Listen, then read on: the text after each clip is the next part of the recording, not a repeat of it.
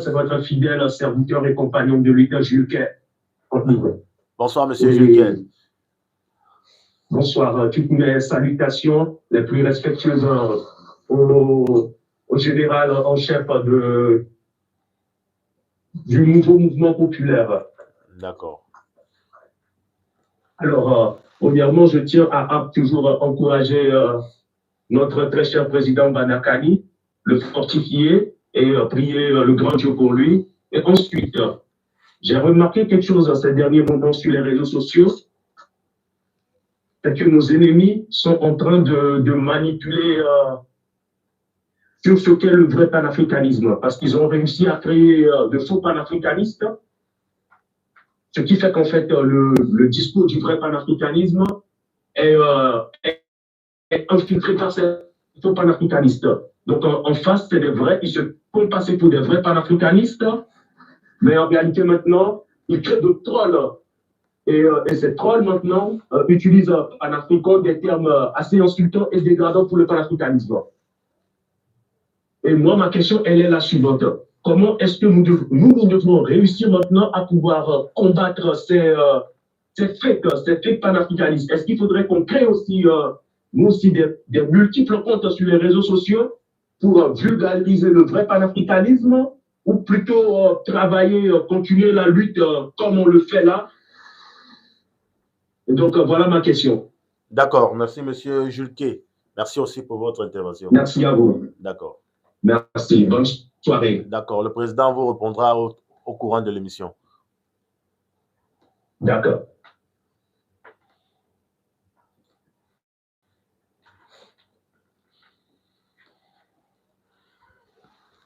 D'accord, président. Nous, je crois que une première vague d'appels vient d'être achevée et nous allons poursuivre avec votre lancée. Vous étiez en train de parler de la corruption. J'ai fini avec ça. D'accord. Donc, nous avons maintenant nous avons eu 3 appels. Monsieur Hamel, nous avons eu monsieur Guidiol, monsieur Jules Quai. Je crois que vous avez toute la largesse d'apporter des éclaircies à leurs préoccupations, président. Bon, Hamel, que je salue, il a posé la question sur la réserve d'or. La réserve d'or, les pays africains qui ont retiré leur réserve d'or aux États-Unis.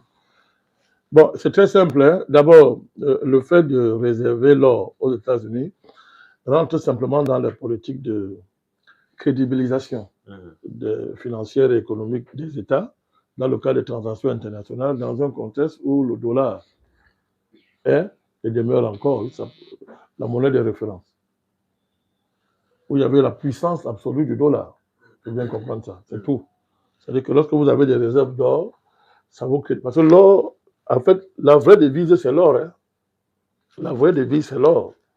Donc, quand vous avez l'or, vous êtes crédible. Quand on dit vous êtes crédible sur le marché financier, parce qu'on sait que non, votre monnaie est garantie par suffisamment de réserves d'or. Vos transactions sont d'une certaine manière sécurisées. C'est ça. C'est pour ça que les pays placent leurs réserves d'or aux États-Unis. Voilà. Alors maintenant, ça c'était lorsque l'Amérique le dollar était tout puissant. Mais depuis quelques années, il y a une dynamique de dédollarisation dans le monde qui a été aggravée par la manière dont les Occidentaux se sont comportés dans le conflit ukrainien. Ils se sont permis de voler les réserves de pays comme la Russie, etc. C'est l'impérialisme financier. Donc, dans le cas de la dédollarisation, il y a de puissants mouvements financiers, de renouveau financier qui sont en gestation dans le monde. Que ce soit au niveau de la monnaie numérique. Oui, le blockchain, etc., la monnaie numérique, oui, tout ça. Tout ce qui va avec. Voilà. Il y a même le fait qu'aujourd'hui, le système SWIFT, qui faisait la pluie et le beau temps dans le monde financier aujourd'hui, est totalement, sérieusement concurrencé par le système chinois. Je crois que c'est vérifiez un peu le système chinois. Ils ont présenté une alternative là, qui est aujourd'hui signée et qui est aujourd'hui embrassée par plus de 54 pays africains. Voilà, l'alternative au SWIFT, ce n'est plus un discours, c'est un fait. Donc, il y a ces mouvements-là qui... Alors, tout ça crée les conditions aujourd'hui qui font que la suprématie du dollar et la terreur qu'elle qu'il générait de par sa situation monopoliste au niveau du système, au niveau du marché financier mondial. Aujourd'hui, ça donne de la marge aux pays africains, ça donne de la marge aux dirigeants africains. Donc, il y a les dirigeants africains qui estimaient que l'heure est venue de rapatrier leurs réserves d'or dans le cadre de nouvelles stratégies monétaires qu'ils veulent adopter. C'est tout. Le Cameroun est dans cette... voilà, c'est le système chinois, c'est le système CIPS. Voilà. CIPS, c'est le système que les Chinois proposent, qui est une alternative au système SWIFT. Voilà, qui a longtemps régné. Donc, les pays africains, dont le Cameroun, ont plus de marge de manœuvre. Et contrairement à ce que les gens imaginent, mon cher Amel, le Cameroun s'est préparé. Hein. Le Cameroun s'est préparé. J'avais fait une émission où j'avais expliqué comment le Cameroun a réussi à créer les conditions d'une autonomie par rapport à la zone franc. Autonomie, pas sortie. Autonomie. Mais l'autonomie était une étape capitale pour envisager la sortie de la sécurité. Le Cameroun a réglé ça. Beaucoup de Camerounais ne le savent pas. Le Cameroun a créé un ensemble de conditions internes et stratégiques qui a permis au pays d'avoir une certaine autonomisation par rapport au franc CFA. Donc aujourd'hui, le pays prépare la sortie. Aujourd'hui, cap sur la sortie parce qu'on a préparé cette dynamique. Ce terrain a été longtemps a été préparé. Dans le cadre d'une autre mission, je reviendrai, je donnerai les éléments concrets, point par point, comment le Cameroun a commencé à travailler son autonomisation par rapport à la zone franc. Ça s'est traduit pendant les années par le fait que, par exemple, le Cameroun ne versait plus sa contrepartie dans le compte d'opération. Beaucoup de gens ne le savent pas. Allez consulter les archives de la BEAC. Les gens vont comprendre ce que je suis en train de dire. Vous voyez, depuis les années 2015, 2014 en montant, les années 2017, 2018, etc. C'est ça qui va amener le FMI à convoquer des sommets extraordinaires, extraordinaires avec la CEMAC. Donc, ce sont des réalités. Donc, aujourd'hui, ces pays ont de la marge et peuvent donc décider que, bon, j'ai intérêt, moi, à rapatrier mes réserves d'or par rapport à mes nouveaux plans financiers, à mes nouveaux plans monétaires que je suis en train de préparer. C'est dans ce cadre-là qu'il faut inscrire le rapatriement des réserves d'or du Cameroun aux États-Unis. Pour les autres pays, il faut consulter leur politique interne en matière pour voir ce qu'ils ont motivé. Mais voilà ce qu'on peut dire par rapport au cas du Cameroun. D'accord, président. Guidiol de Paris. Bon, je ne m'occupe pas des initiatives des uns et des autres. Bon, je ne m'occupe pas de ça. J'ai décidé, à titre personnel, de ne pas entrer dans cette querelle. Je n'y entre pas. Même si je sais que, évidemment, la France a créé beaucoup de faux panafricanistes. C'est pas aujourd'hui qu'elle a commencé, c'est depuis longtemps qu'elle fait ça, qu'elle a créé le faux panafricanisme, et que son intérêt, c'est de diviser le mouvement panafricaniste. On le sait. Mais le président Bakali, je n'entre pas dans cette querelle parce que notre travail, c'est de créer les conditions de la clarification. C'est tout ce qu'on a fait. Ce n'est pas de nous chamailler. Ce n'est pas de dire que tel est pourri, l'autre est bon. Non. C'est dans ça qu'on veut nous entraîner. Je n'entrerai jamais dans ça. Mais c'est de travailler, de créer les conditions de la qualification. Comment on crée les conditions de la qualification? En élucidant chaque situation avec ses réalités, en faisant ressortir les réalités de chaque situation. Ça fait que les choses se clarifient au fur et à mesure, à travers les actes que les uns et les autres posent. Ça veut dire quoi? Pour le cas du Togo, d'abord, monsieur, je vous rassure, mon cher Guidiol, je n'ai jamais mis pied au Togo, ça ne me concerne pas. J'ai été approché par les autorités du Togo. Je le dis, c'est un fait. J'ai été approché par l'autorité du Togo et elles savent pourquoi j'ai décliné les offres qui m'ont été faites. Monsieur le Président, une question indiscrète. Pour faire quoi? Justement, entrer dans ces logiques, dans les logiques, les nouvelles logiques du président Faure Gnassingbé. Quand j'étais au Mali, ça a été clair. J'ai décliné ça. J'ai décliné. Donc, j'ai dit que ça ne m'intéresse pas parce que moi-même, je veux voir clair dans la nouvelle trajectoire que le Togo est en train de prendre. Alors, je sais que le Togo a signé des accords avec la Russie. Ça, c'est un fait nouveau. On ne peut pas faire comme si ça n'existe pas.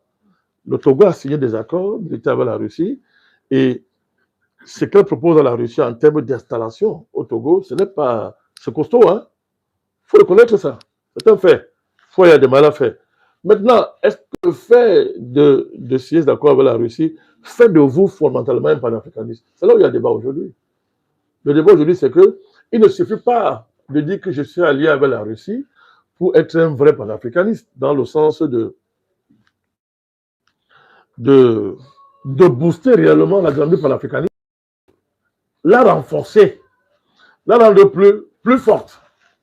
Parce que le but, c'est ça. Si on a de plus en plus de dirigeants qui deviennent panafricanistes, ça devrait se traduire par le renforcement de la puissance du mouvement panafricaniste, en qualité et en quantité. Il faut faire attention.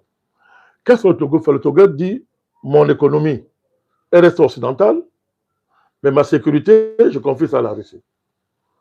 On est là simplement dans une nouvelle division de travail. On est dans une diversification des partenariats. Mais encore. Donc, il faudra observer, est-ce que le fait de donner mon économie, de maintenir mon économie en Occident, mais de dire que ma sécurité est assurée par la Russie, est-ce que ça, c'est une politique panafricaniste? Non. Le panafricanisme, c'est que c'est la décolonisation totale. L'économie, la culture, tout ça. C'est tout ça qu'on désoccidentalise. Sans verser, évidemment, dans un racisme occidental primaire. Non, mais on désoccidentalise. Donc, c'est ça, la vraie question. Donc, le débat, il est là. Le débat, il est là. On voit une palette dynamique au Niger, où le président du Niger, non seulement il s'est d'accord avec le thème, mais il a engagé, c'est-à-dire sur le plan économique, il est en train de désoccidentaliser dans le sens d'en finir avec l'impérialisme français au plan économique. Ça se voit à travers les nouveaux accords. C'est la question de l'uranium. Et il allait loin, il portait plainte à Orano. Oui, c'est-à-dire les dynamiques sont claires. On voit cette tentative au Mali aussi. Au Mali, on voit au Burkina. La démarche est là. Maintenant, est-ce que le fait simplement de dire, moi désormais, je donne mon économie, je maintiens ma relation économique avec l'Occident, la Russie, tu viens seulement là pour me sécuriser de manière à faire peur aux Occidentaux. Mais on établit un nouvel équilibre. Ça peut être dangereux. Ça peut déboucher sur un basculement total du Togo. Mais ça peut aussi ouvrir la porte à une nouvelle escroquerie. Mais on entre dans un équilibre de force où en réalité, on ne bouscule pas dehors. C'est qu'on le neutralise simplement par la présence militaire russe et on reste dans un équilibre qui est une forme de statu quo. Et qui à la fin ne sort pas le pays réellement de la domination impérialiste, mais qui va simplement diversifier les équilibres dans le pays. Le risque, c'est quoi? C'est que la France se cache derrière ça pour d'abord conserver des positions en Afrique, mais conserver les positions et à faire le dos rond, attendre le bon moment et rebondir. Écoutez, le président Poutine n'est pas éternel. Personne ne connaît les évolutions de l'avenir en la matière. Il est possible que demain, vous avez un nouveau président russe qui voit les choses autrement. Mais à ce moment-là, on fera quoi? La France a dit, je reviens dans 50 ans. Je reviens, ce dont je me prépare. Et dans le document stratégique, la France dit clairement comment elle se prépare. Diviser les panafricanistes, en créer de faux, donner de la visibilité aux panafricanistes qui font leur jeu, etc. Se rendre invisible, l'intimité et l'invisibilité se rendent invisibles. Il y a ça, donc se rendre invisible, etc. pour revenir dans 50 ans. Une des façons de se rendre invisible, c'est aussi faire le dos rond. Donc, si M. Faure Yadema, lui, réussit à neutraliser la France par le gros bâton de la présence militaire russe, et que je conserve mon économie reste dans le giron occidental, il y a un problème. On n'est pas là dans une dynamique réellement panafricaniste. On est dans une stratégie de conservation du pouvoir de la part de cette dynastie et toute sa clientèle, mais sans une véritable démarche panafricaniste. Donc c'est ça dans le fond.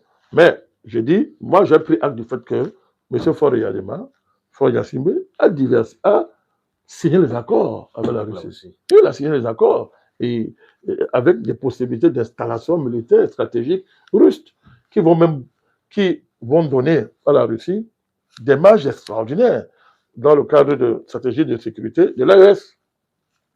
Ça, il ne faut pas nier ça. Il ne faut pas nier ça. C'est un fait, désormais. Hier, il n'y avait pas ça. Moi, je ne suis pas dogmatique. Ça veut dire quoi? Je ne personnalise pas les contradictions politiques. C'est pas ça. C'est-à-dire que nous avons des désaccords historiques sérieux avec la famille Yadema, pour des raisons qui sont connues. Mais c'est pas... Quand des actes sont posés, Balakani, je considère ça, je dis, il y a ça. Donc, il n'y a pas... Il ne faut pas dire qu'a priori, rien de fort d'Assembé, a priori, les maudits, tout ce qui fait est mauvais. Non. Non. On ne fonctionne pas comme ça. Les panafricanistes ne sont pas dogmatiques. Il faut être lucide, il faut être rationnel et considérer comment la situation évolue au jour le jour. Donc, nous avons pris acte du fait que M. Faure Gnassingbé a ouvert son pays à la Russie. Alors que hier quand j'ai fréquenté, quand j'avais au Mali, même avant, quand je faisais les recherches sur les dirigeants togolais, il y avait une russophobie primaire. Je dis primaire. Quand tu parlais de la Russie, c'est comme si tu parlais des Martiens qui vont venir manger les dirigeants togolais. Mais là, il y a une évolution qui sont obligés de constater. Non, mais c'est clair. C'est une évolution. Alors, voilà ce que je dis. Pour le reste, moi, les gens qui disent qu'ils sont pas africains, ils font ce qu'ils veulent. Moi, je ne suis pas là pour ça. Moi, je ne m'occupe pas des choses comme ça. Deuxièmement, moi, je ne parle pas de dictature dans les néocolonies, mes chers amis. Ne me prêtez pas le langage que n'est pas le mien, mon cher Guidion. Depuis que j'ai commencé le combat, moi, je ne parle jamais de dictature. Ce sont les concepts qui engagent ceux qui sont panafricanistes, mais qui considèrent que le problème de base dans les néocolonies, c'est la dictature. C'est leur problème, qu'ils gèrent leurs contradictions. Moi, je ne parle pas, il n'y a pas de dictateur dans les néocolonies. Peu importe leur leader, peu importe qu'il soit effrayant, il n'y a pas de dictateur dans les néocolonies. Parce que dans une néocolonie, celui qui a le pouvoir, c'est le néocolon.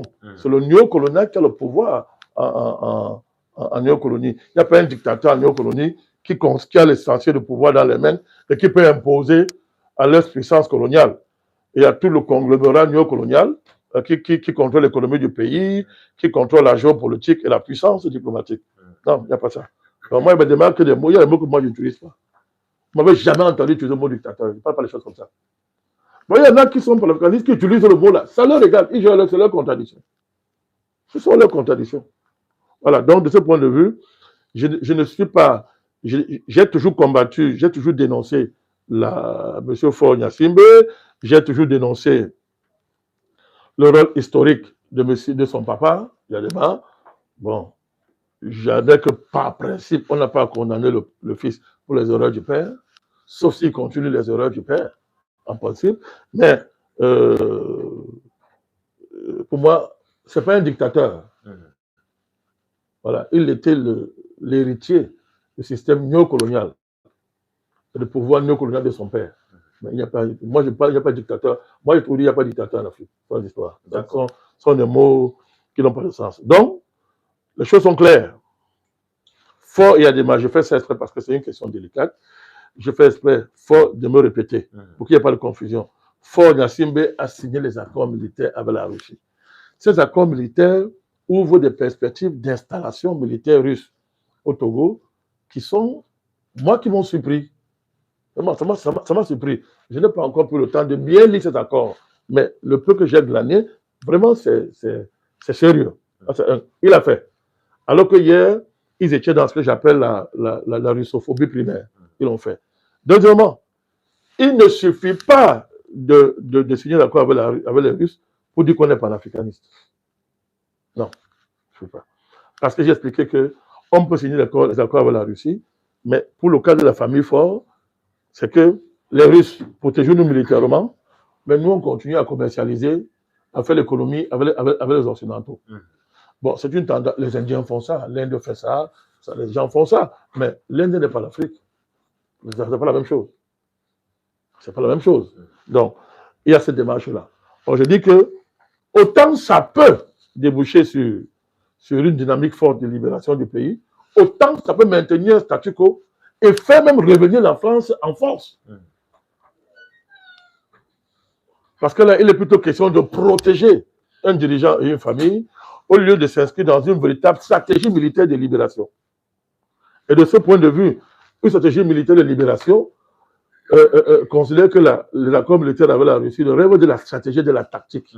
Mais la finalité, c'est que nous-mêmes, on soit autonomes militairement parlant. Pour être clair, prenez le cas de M. Bachar. Qu'est-ce que Bachar et Bachar? Bachar a eu le même problème. C'est qu'à un moment donné, il n'a pas su capitaliser sur les accords qu'il avait avec la Russie. Or, il y a eu un chamboulement géopolitique qui n'est pas prévu. Qu'est-ce qui s'est passé? Son régime est tombé. Tout ce que Poutine a pu faire pour lui, c'est de le protéger.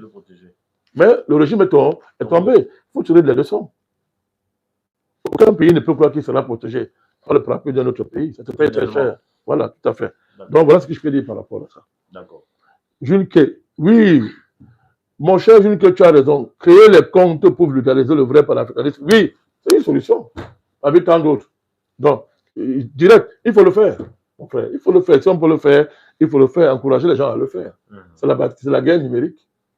Voilà, parce que Macron a dit que le front numérique est le front avec lequel il va casser les panafricanistes. Et il a mis beaucoup de moyens dans ça. Ce sont les armées numériques de Macron qui passent le temps à faire la guerre au vrai panafricanisme et à promouvoir le faux panafricanisme. D'accord. Merci, Monsieur le Président, pour avoir épuisé nos différentes préoccupations qui vous ont été soumises. En passant, nous allons donc essayer de clôturer à... Merci, Monsieur le Président. Un mot de fin puisque nous sommes arrivés au thème de cette émission. Mais